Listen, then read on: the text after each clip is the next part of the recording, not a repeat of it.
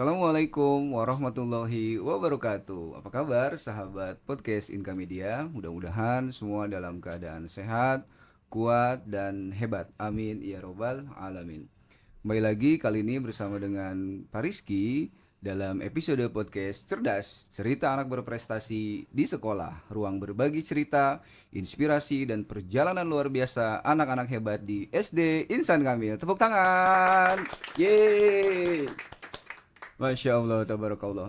Di episode kali ini, kita akan mengenal lebih dekat dengan salah satu sahabat kita, murid berprestasi di SD Ihsan Kamil yang memang tidak hanya unggul di akademik, tapi juga luar biasa di bidang non-akademik, khususnya di dunia bela diri karate. Nah, kita akan mendengar seperti apa sih prosesnya, bagaimana perjalanannya, seperti apa perjuangannya, serta cerita di balik raihan prestasi yang telah dicapai oleh sahabat kita. Sudah bersama kita saat ini seorang atlet muda kebanggaan sekolah kita. Kita sambut Akila Ramadhania Nur Aji. Yeay, Masya Allah. Akila, panggilannya apa nih? Lala Lala. aja ya. Ya Ya. udah, Pak Rizky izin untuk memanggil Akila dengan panggilan Lala. Lala, boleh memperkenalkan diri dulu sebelum kita mulai ke dalam obrolan nih? Silakan.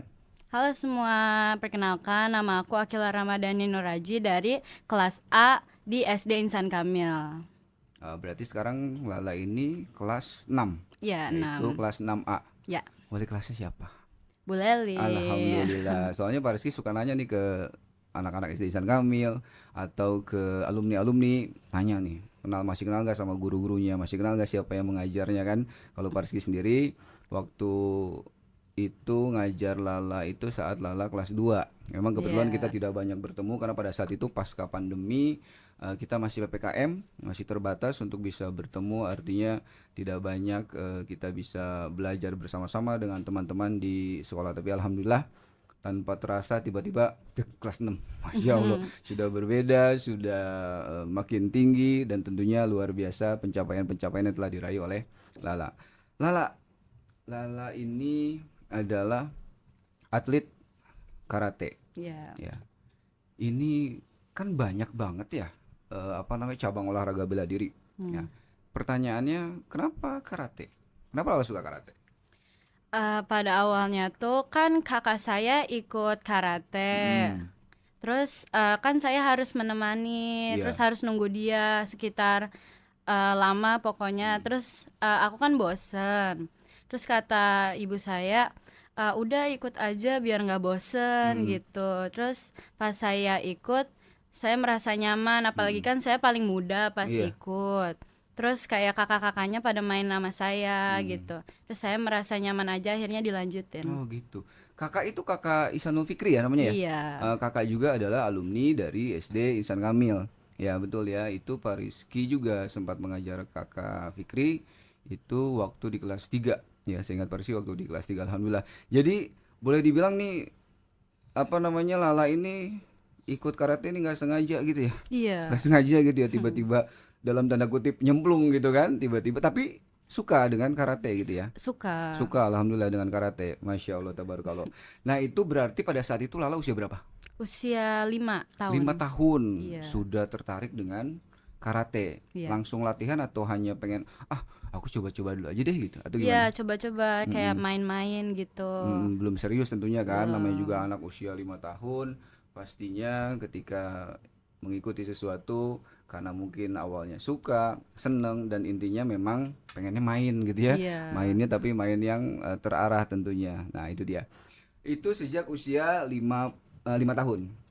Yang memperkenalkan tentu berarti keluarga dong. Iya, keluarga. Keluarga memperkenalkan, kemudian Lala tahu karena awalnya memang hanya ikut ya nganter Mm. kakak Fikri, dan itu yang pertama kali memperkenalkan Lala tentang karate. Nah, Pak Rizky ingin bertanya nih, Lala punya pencapaian yang luar biasa dalam dunia bela diri karate, khususnya di tingkat nasional, yaitu O2SN. O2SN ini adalah Olimpiade Olahraga Siswa siswa nasional. nasional di kategori bidang olahraga bela diri karate ya.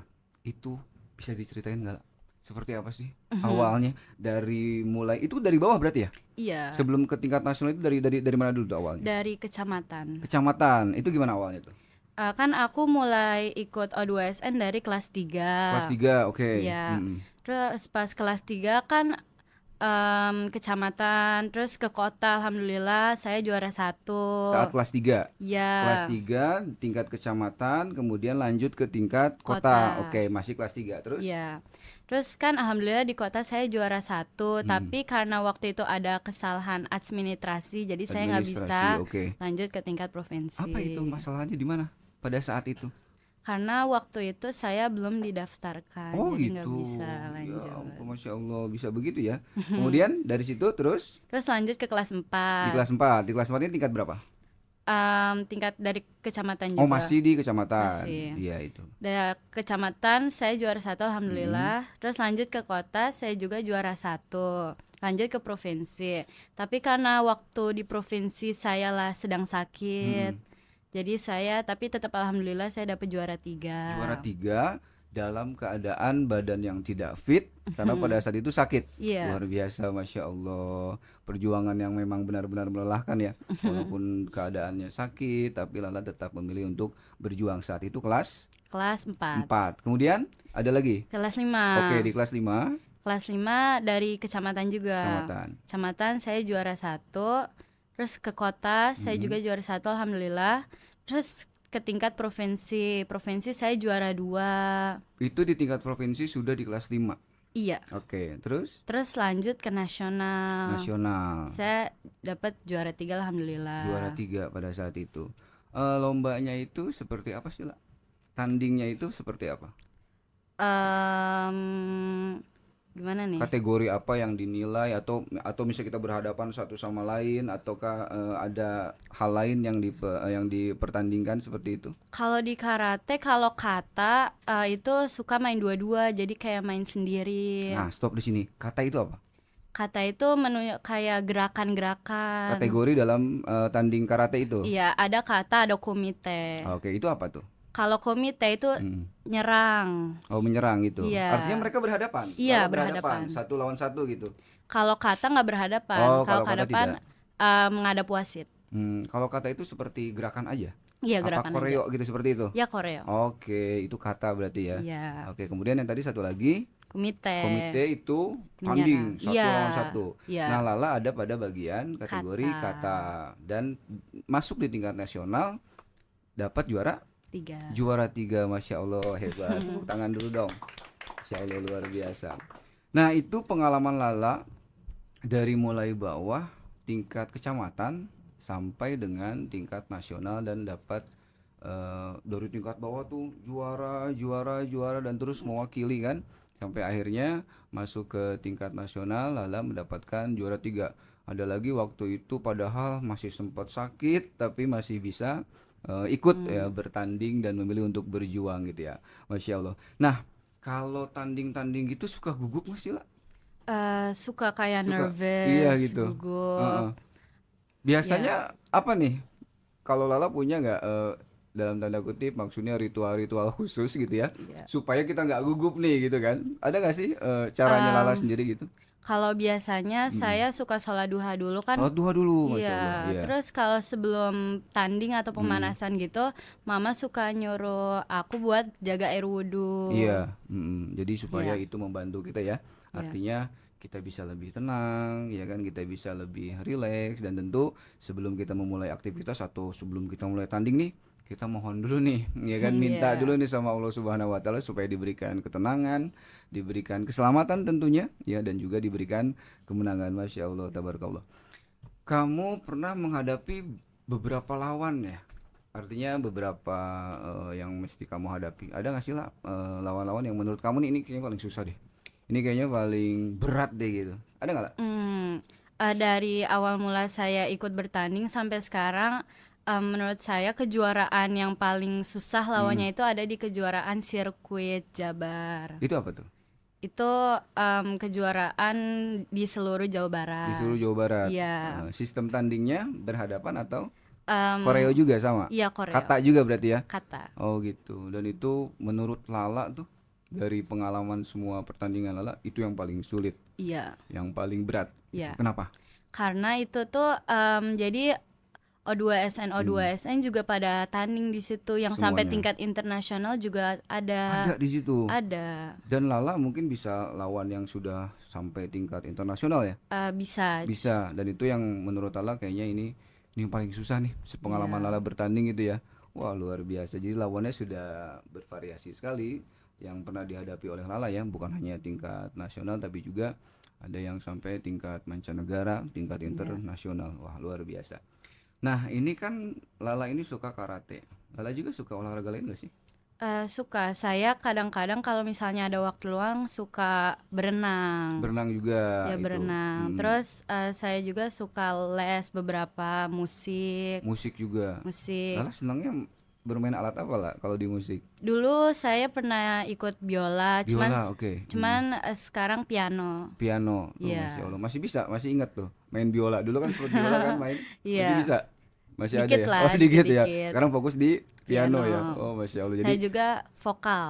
vokal juga, jadi bisa nyanyi juga ya. Bisa sambil main piano kemudian nyanyi gitu ya. Atau kita Ya. bersolawat, masya Allah tabarakallah. Itu loh, itu adalah kegiatan Lala selain daripada karate. Lala juga renang, kemudian juga Lala suka memainkan alat musik ya khususnya piano walaupun dulu sempat bermain biola. Nah dari kesemua kegiatan Lala ini dari mulai belajar ya kan sekolah kemudian latihan karate kemudian menjalani kegiatan-kegiatan Lala lainnya ini cara Lala membagi waktunya gimana nih kayaknya sibuk banget ya ya. Sebenarnya Hmm. jadwalnya udah diatur sama mama biar Oh nggak gitu oke bentrok. oke gimana Ya. tuh cara mama mengatur jadwal seperti apa? Kan saya sekolah dari Senin sampai Mm-mm. Jumat. Terus karate hari Selasa, Kamis, Iya Sabtu. Terus aku les Inggris juga les Inggris juga hari Sabtu. hari Sabtu. Terus piano hari Sabtu. Hmm.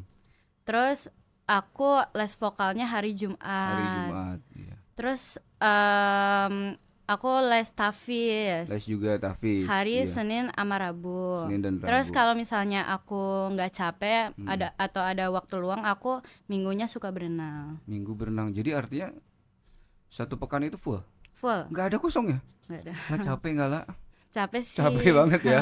Tapi mau gimana lagi ya lah ya, karena itu Iya, memang mumpung Lala masih muda, Lala juga aktif artinya kan, jadi memanfaatkan masa-masa yang memang kita masih kuat, ya kan masih muda dan itu Lala bisa membagi waktu dengan sangat baik, tentunya dibantu oleh Mama. Jadi kita nggak keteteran karena kan di usia-usia Lala ini memang tentu masih membutuhkan sekali ya bantuan daripada orang tua terkait dengan mengelola waktu, memanage waktunya supaya Lala juga tidak capek, tidak juga lelah gitu. Sejauh mana lah peran orang tua selain daripada mengatur waktu Lala? Artinya orang tua mendukung ya, ya sangat mendukung. sangat mendukung ya gitu ya. Kemana-mana Lala sama mama atau sama Aku lebih sering sama mama. lebih sering sama mama ya diantar Iya, kemana-mana latihan gitu ya. iya, Artinya ini adalah bentuk dukungan. iya. Ya tentunya dukungan orang tua itu sangat penting sekali. Doa dari orang tua juga sangat penting sekali. Kalau di bidang karate sejauh apa mama mendukung? Sangat jauh soalnya kan aku kalau latihan sering ditemenin sama mama, Mm-mm. terus kalau tanding ditungguin gitu. Sehari itu selesai jam berapa nih? Lala nih sampai rumah jam berapa biasanya? Sehari itu aku dari jam 4 Mm-mm. sampai jam 10. Pagi kan sekolah. Iya, Lanjut jam 4 itu karate, iya latihan atau ada latihan. kegiatan lain. Kemudian sampai rumah selesai itu kegiatan jam 9. 9 10 kalau latihan. Iya, kemudian katanya suka lanjut belajar dulu sebelum tidur ya? Iya, Iya, itu kamu suka buka-buka buku. iya baca-baca gitu. Iya. Nggak ngantuk, nggak capek. Capek ada pasti Ya ya. capek ada. Tapi ya kita memang perlu apa namanya melaksanakan kewajiban kita kan sebagai seorang pelajar walaupun kita punya kegiatan di luar sekolah tapi tetap hal-hal terkait kewajiban kita di sekolah mesti kita laksanakan ya dan Iya. juga kita selesaikan dan itu cara bagaimana Lala membagi waktu antara sekolah kemudian belajar dan juga latihan karate dan juga tentu tidak lepas dari peran orang tua yang selalu mendukung, dan tentunya pasti kalau mendoakan nggak usah ditanya lah ya.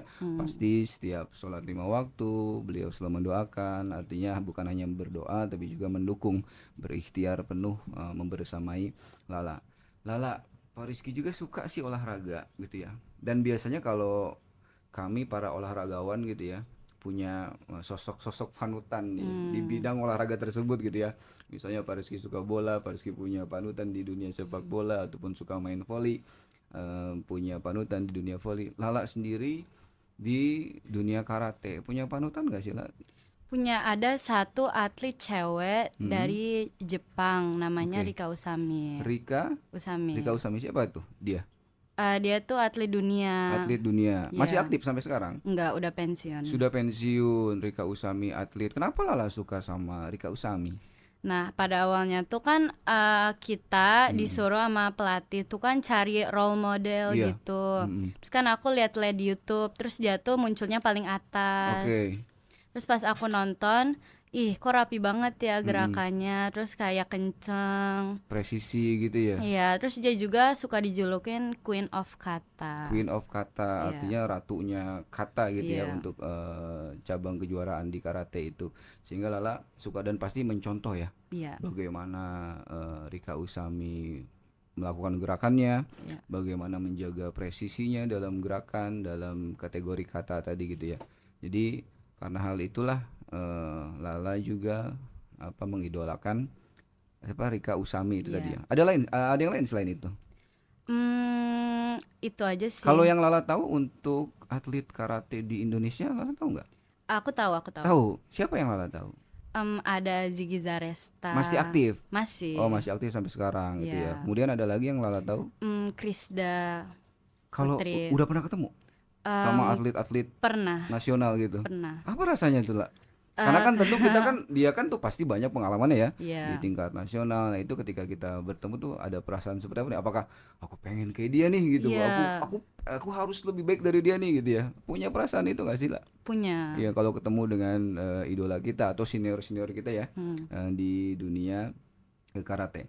Lala, kalau menurut Lala ini karate ya, apa sih manfaat kita belajar karate nih? Misalnya Pak Rizky pengen nih belajar karate, tapi Pak Rizky nggak tahu nih manfaatnya apa ya. Lala tahu nggak sih manfaat? Menurut Lala ya, manfaat belajar karate itu apa? Sebenarnya ada banyak manfaat Mm-mm. sih untuk kayak melatih Disiplin, kedisiplinan, oke. terus melatih kayak percaya diri, tampil di Percaya depan diri. Iya, betul orang, sekali.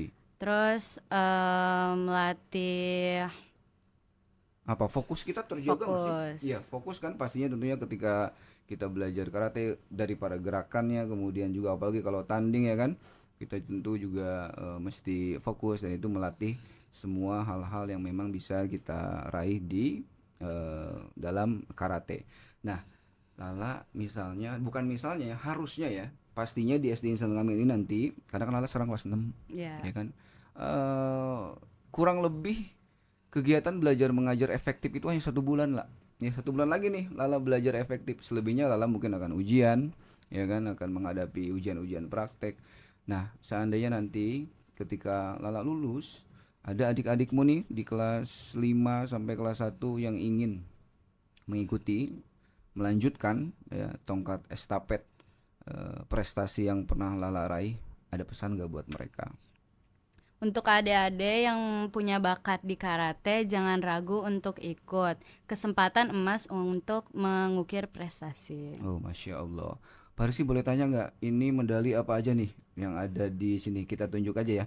Kalau yang paling Ya, besar itu adalah Olimpiade Olahraga Siswa Nasional tentu ya, O2SN, juara 1 karate kata putri ya, di tingkat Kota kota, Bogor, Kota Bogor. Oke, kalau ini sebentar coba ya, Pak Rizky lihat dulu. Ini adalah juara 2 karate putri provinsi. provinsi. Kemudian yang ini Juara ini besar 3 juga nih medalinya, berat nasional, lagi. Masya Allah, ini juara 3 nasional. kata perorangan putri yang nasional. Kemudian ini Itu juara 3 kata putri di provinsi. provinsi juga. Waduh. Dan pastinya Lala punya banyak medali dan juga sertifikat-sertifikat ya yang memang hasil daripada perjuangan Lala.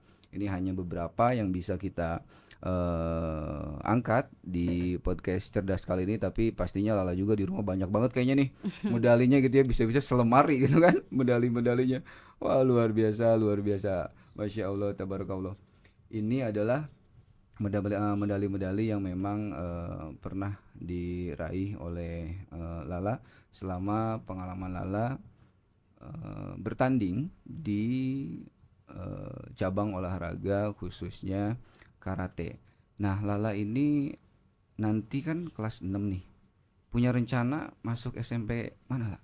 Insan Kamil. Ihsan kami lagi. Iya. Masya Allah. Jadi Cuman mau kenapa? nyoba negeri. Oh gitu, tapi tentu Lala punya tujuan ya untuk Iya. bisa melanjutkan ke SMP Insan Kamil. Artinya ada kesinambungan, ya Iya. ada keberlanjutan antara SD Insan Kamil kemudian melanjutkan di SMP Insan Kamil. Tentunya nanti Pak Rizky akan memberikan pesan kepada guru-guru di SMP. Ini nih kita punya atlet yang luar biasa, udah jadi tinggal dibimbing aja begitu ya lah ya. Masya Allah. Lala, Pak Rizky di segmen akhir ini biasanya minta sama para narasumber, para tamu untuk memberikan kata-kata hari ini. Jadi kalau kata kelas 6 tuh begini, kata-kata berkelas begitu katanya, atau quotes of the day. Yang memang menurut Lala gitu ya, ini quotes luar biasa, membuat atau membangkitkan semangat Lala, atau kutipan-kutipan dari orang-orang terkenal. Lala punya, Aku punya. silakan sampaikan kepada sahabat podcast Inka Media. Jangan protes pada proses kalau mau sukses. Masya Allah, tabarakallah, luar biasa sekali Lala, cerita yang memang sudah Lala sampaikan dan perjalanan yang sudah Lala bagikan hari ini kepada kita semua.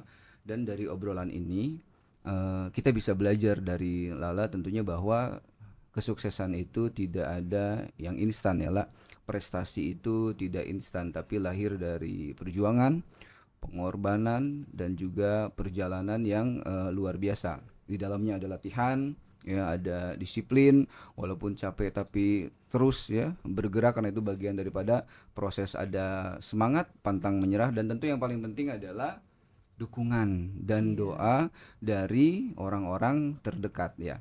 Nah, semoga apa yang dibagikan hari ini bisa menjadi inspirasi bukan hanya untuk sahabat podcast Inka Media, tapi untuk siapapun ya, untuk siapapun di luar sana yang mungkin pada saat ini sedang menjalani proses untuk menggapai impian.